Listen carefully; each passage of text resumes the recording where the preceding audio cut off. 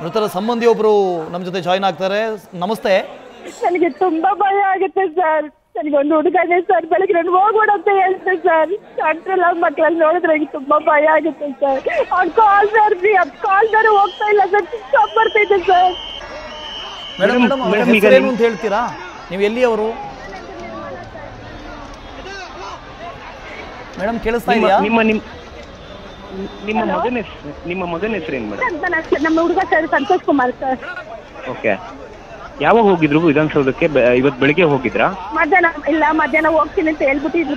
ನಾನು ಆಸ್ಪತ್ರೆಗೆ ಬಂದಿದ್ದೀನಿ ಸರ್. ನಾನು ಹೋಗ್ಬೇಡ ಅಂತ ಹೇಳಿದೆ ಸರ್. ನಾನು ಎಷ್ಟು ಜನ ಕರ್ಕೊಂಡು ಬಂದ್ರೆ ಎಷ್ಟು ಜನ ಕಿಚ್ಚಿದ್ದಾರೆ ಸರ್. ಅಂದ್ರೆ ನನ್ನ ಮಗ ಇದ್ದಾರ ಇಲ್ಲ ಅಂತ ನನಗೆ ಗೊತ್ತಿಲ್ಲ. ನನಗೆ ತುಂಬಾ ಭಯ ಆಗುತ್ತೆ ಸರ್. ಅವ್ನು ಬೇರೆ ಕಿಚ್ಚಪ್ ಆಗಿದೆ ಸರ್. ಓಕೆ. ಅಲ್ಲ, ಒಳಗಡೆ ನಿಮ್ಮ ಮಗ ಏನಾಗಿದೆ ಅನ್ನೋದ್ರ ಬಗ್ಗೆ ಮಾಹಿತಿ ಸಿಕ್ತಿಲ್ವಾ?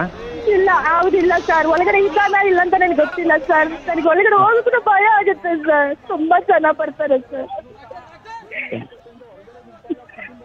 ಅಲ್ಲ, ಬೆಳಿಗ್ಗೆ ಎಷ್ಟು ಗಂಟೆಗೆ ಹೋಗಿದ್ದಮ್ಮ? ನಾನು ಒಂದು 1 ಗಂಟೆ ಕಾಲ್ ಮಾಡಿದೆ ಸರ್. ಅವನು ಓಕೆ ಓಕೆ. ನಾನು ಈ ತರ ಹೋಗ್ತೀನಿ, ವಿಧಾನಸೌಧ ಹತ್ರ ಹೋಗ್ತೀನಿ ನಾನು ಅಂತ ಹೇಳಿದ್ರೆ ಸರ್.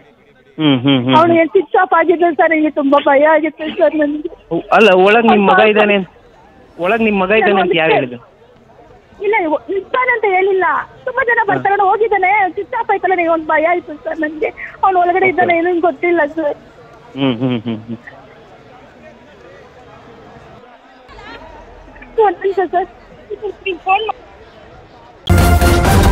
ನ್ಯೂಸ್ ಫಸ್ಟ್, ನಿರ್ಭೀತಿಯಿಂದ ನಿಮ್ಮ ಪರವಾಗಿ.